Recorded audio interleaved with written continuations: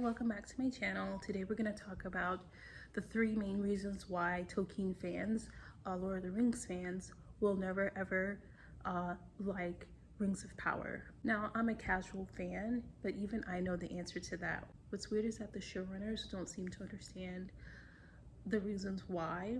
I'm assuming because if they did, they would avoid these reasons and do their best to make that billion-dollar investment worth it. So, as everyone should know, Peter Jackson made the Lord of the Rings trilogy movies about 20 years ago, and they still are fan favorites to this day, despite Peter Jackson having changed so much. Peter Jackson changed just as many things as these showrunners are changing in Rings of Power when it comes to the lore and source material. And Peter Jackson changed things having full access to the source material. Correct me if I'm wrong, but Amazon only has access to the appendices, I do believe, of the source material. So they essentially have more of an excuse to have some leeway with how they tell the story, but they're still making these crucial mistakes that's going to end up costing them in the long run. So why are Peter Jackson's films widely accepted despite making so many changes, while Rings of Power, the TV show, is not? And to answer that question, the first reason is, well, we have to kind of look at the alphabet.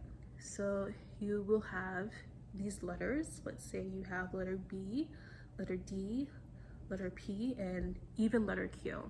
So let's say J.R.R. Tolkien's original writing and source material is letter B. Well, you can change things up to kind of resemble letter P or letter D or letter Q, and you can actually flip this around or switch them and turn them and twist them, and they still kind of resemble the letter B. Now, Rings of Power, however, you have a straight up W. So no matter which way you flip, twist, turn, this is never going to map onto that original letter B. While Peter Jackson's film have some type of alignment with J.R.R. Tolkien's original works, the Rings of Power show is simply just not even compatible with the source material. And that's the major reason why fans of J.R.R. Tolkien will never ever like Rings of Power. It's actually really sad because you can tell how many people are working very hard on this show, like especially the actors, and it's all going to be for nothing simply because the showrunners or writers of the show did not get the story right. So yes, I do feel sorry for the actors and set designers and costumers. Again, they're working so hard, it seems, but I don't feel sorry for like Amazon or the showrunners because, you know, this story is on a silver platter essentially. Even if you only kind of technically have access to the appendices, you do know the story. Like, you could still read the books, and obviously you can watch the Peter Jackson films to see a good example of just how to do it. The second reason that Tolkien fans will never like Rings of Power is because, and again, hate to bring up Peter Jackson, but he actually got the elves right, and Rings of Power are not getting the elves right. First of all, the elves do not look ethereal enough. Elves are not supposed to be mistaken for humans or regular people. And in Rings of Power, they very much so are. There's nothing unique or special looking about them. Even with the addition of their ears, they just look like regular people with some costume ears on. In the books, elves are depicted as the fairest beings around, and you know, you should have been picking people that darn near looked like supermodels for this show. They're supposed to be very pretty, and if they don't look pretty, they're at least supposed to have an otherworldly type of look to them. And they're supposed to be tall, especially Galadriel is supposed to be like really tall, and she's clearly a shorty. These elves don't look like they're from another world. They don't look like they're from another realm. They don't even act smart or wise, even though they're supposed to be wise. They're just wrong. Think about Peter Jackson's Galadriel. She's pretty, she's tall. There's wisdom that kind of she exudes, and she exudes power. And you can maybe say that Galadriel of Rings of Power is pretty, but you can't say the other things about that Galadriel. Peter Jackson's Galadriel seemed to glow, and Galadriel just seems like a regular run-of-the-mill human being. People say it's toxic to compare things, but the reason why I bring up Peter Jackson is because he was the example, a very good example of just how to do it, even if you couldn't stay 1,000% true to the source material. He was like a very good example of just how to pull off this type of thing. It's an insult to the fans when you not only, one, have the source material, because you can read the books, and two, you do have the biggest budget, so whoever you needed to pull for this gig, you could have. But number three, you have such a good example of how to do it, and you're like completely ignoring that example. So yeah, that's the second reason that Tolkien fans will never ever accept Rings of Power. The third and final reason that Tolkien fans will not like Rings of Power ever in life is the fact that there's simply just not enough likable characters in the series. Peter Jackson movies, every single character was likable, even Smeagol.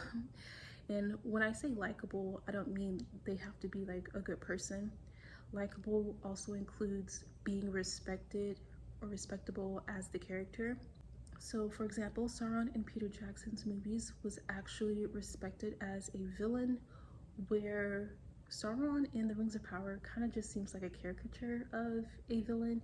He doesn't even seem that powerful, and so no, he's not a completely respectable villain. Again, in Peter Jackson's movies, the main character, I think it can be argued, is Frodo, and everyone loves Frodo. The main character in Rings of Power is Galadriel, and nobody likes her because she's annoying. She's supposed to be wise, she is not. She's supposed to be graceful, she is not. Even her role in the Rings of Power is different than her role in the books. Tolkien actually took a lot of time to flesh out his characters, and so the role in the book is done on purpose, and he chose the role for her that most makes sense. And so why would you switch up her role to be commander of an army or something like that? And even so, Galadriel was just royalty, elven royalty, correct me if I'm wrong, and Galadriel is a commander. However, Galadriel being depicted as elven royalty seems immensely more powerful than Galadriel being depicted as a warrior, a commander of an army. So just to put that in perspective. Isildur does not seem like a king.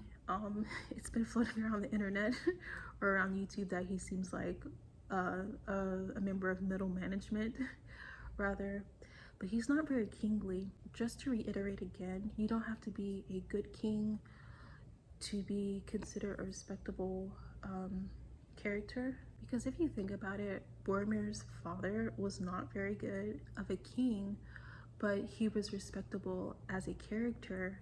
His role was to be a bad king, and he effectively did that, whether it was because of a good director or a good script, which is the foundation of a film, I think. Then he was able to pull off his role in the movies. Most importantly, he wasn't a caricature of a bad king. He was a bad king in actuality. It was super nuanced, and he was super compromised, and we saw how he got to that point. So the storytelling was very good in that respect. That is not to say that there are not likable characters in the Rings of Power. There are. I really love Elrond as a character. I like how he's portrayed here, and I actually do like the made-up character Arondir. What I'm saying is there are just not enough likable or respectable characters to increase the watchability of the show as far as the fans are concerned. So that's all I have for today. I'll try to make more videos during the week to tide myself over until episode 5. I know I just listed all those things why Tolkien fans won't like the show, but I'm a casual fan and I like fantasy. So I watch it just based on that, and if you like fantasy, you're not like a die-hard fan for Tolkien, then you might be able to like the show based on the fact that it is a fantasy. But yeah, this show is never gonna cut the mustard for die-hard Tolkien fans. Not as an adaptation anyways.